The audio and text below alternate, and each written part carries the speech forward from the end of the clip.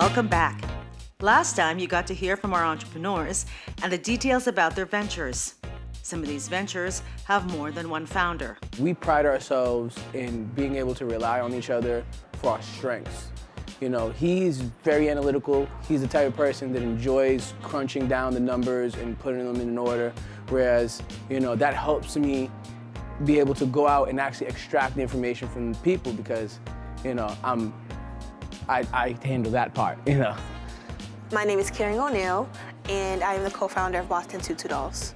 Karen O'Neill is the youngest member of her cohort and prides herself on venturing into business with her mom. Surveys, like what's a good amount of questions? Because I have a lot right now. One. I would say start off with one. It's been nearly a month since our program started, and over this time, the entrepreneurs have been out in the field conducting primary and secondary market research. Let's see how they're doing. So I'm discovering that every week there's going to be a challenge, and this week was not so fun because the research aspect of it was really difficult. It was really hard. It's not easy finding statistical information that we need, and we're being asked the hard questions. The experience has been interesting. I don't think it's been stressful, but it's definitely been challenging. And one of the things I keep telling my friends is I'm glad that I get the constructive feedback immediately. Trish is always on top of things. And We're here at Venture Cafe Kendall for the start of demo night. I'm really excited to see how the entrepreneurs will fare out tonight.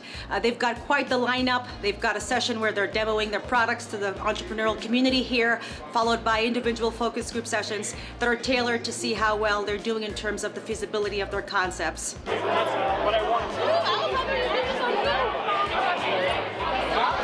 We are a Virgin Hair Extensions company, and we've been in existence we opened in 2013 as an e-commerce website only, and then in 2015 we transitioned to a retail store. Me and my daughter wanted to create a business that we would be passionate about. We see people go to work all the time. They're not passionate, they're not happy, they look like they don't want to go home when we're in traffic, they just look like they don't want to go home. And then we fell in love with making people smile by creating products that personalize them. We put their faces on the bottles, so we create bottles and glasses and things of the sort. in my business concept, there's two birds, one stone. It's an indoor play space for children ages 2.9 to 12 years old. I'm gonna have a variety of toys, activities, encouraging things to do with pretend play, and hopefully enhance children's mobility and balance. My name is Eunice Johnson, and my business is Eunice's Cuisine.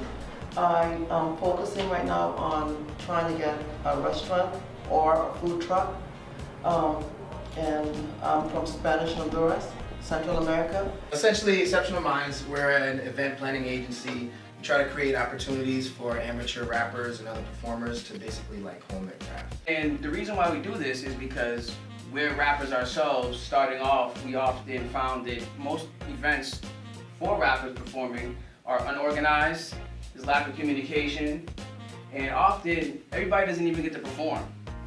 And not to mention certain negative raps that hip hop gets within the community. My question for you is, what are you struggling with right now? What's your business challenge? It's been over an hour since we got started with our individual focus group sessions, and some of them have already been conducted. The entrepreneurs are hoping that the feedback they received today will further validate that they're moving in the right direction.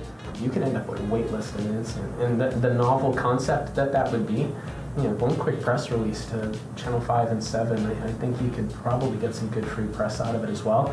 It needs to be short, sweet, and to the point. Too many words, so we redid it, and it showed my menu. Finding such unique add-ons to your business could be a main driver of customer acquisition, especially early on. My biggest takeaways were that some of the things that I kind of had doubt about, and I still have doubt about a little bit, but that I need to do a lot more like social media involving them, and then so one of the gentlemen there, he had a really a lot of feedback to say about my presentation. We're trying to give the individuals an opportunity to reclaim a sense of self. Paul Causeway is Nikia's program mentor. If you have an opportunity, if you have the interest and skills to work with entrepreneurs and small business people, I think it's a fantastic thing to do. The fun thing about working with Nikia is that she has a business. She has suppliers and customers, and she's selling products, and she's looking for ways to make it a stronger business. And it's great fun to work with someone who knows what they're doing and sees an opportunity but isn't quite sure how to get there, and I like helping her. Very pleased with all the feedback they gave me. Constructive, very constructive, and they feel that I can do this, and there's a market there for me. Eunice's program mentor, Elliot Lafer, weighs in on Eunice's progress to date. Hi, I'm Elliot Laffer. I'm from SCORE. This is the third time that I've been mentoring in this program. My hope for Eunice, if all goes well, is that she will A, be the star of this program and win your pitch night, and that she will also ultimately open first her food truck, which is her current plan, and then, if that's successful, a successful restaurant that will not only be good for Eunice, but will be good for her community. Okay, let's check in now with a few people who served on the focus group panel to see how they really think our entrepreneurs did. The ones that I saw were very well presented.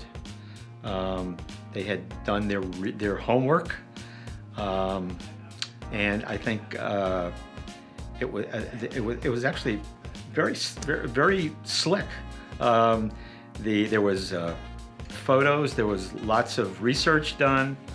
It was pretty enjoyable, and I had an opportunity to give some feedback to them, so I enjoyed it a lot. The presentations I saw were very well prepared. They're all actually very interesting because they were three very separate, different businesses, and I found each presentation to be unique and fascinating. Yeah, fascinating.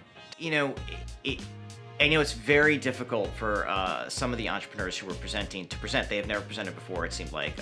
One of them actually seemed extremely experienced, one of them seemed brand new. And it's wonderful to see people from such different backgrounds giving presentations and putting themselves out there in a way that may have been a little uncomfortable. But wow, they did a great job. So we were noticeably missing one entrepreneur tonight, Awa Tiame of BornFunny.com, because she decided not to participate in our program. Over the course of conducting her market research, she learned so much about our market that she decided to pivot and pursue a solo career as a touring comedian. While her departure is bittersweet, we certainly wish her all the best. It went well. They got constructive feedback. They really presented really well, so I was really, really proud of that. And we're just looking forward now to see how well they do in terms of taking that feedback and applying it to the next module of the program. Join us next time as they segue into Module 2 of the program, which is tailored around strategy and strategy implementation. Until next time.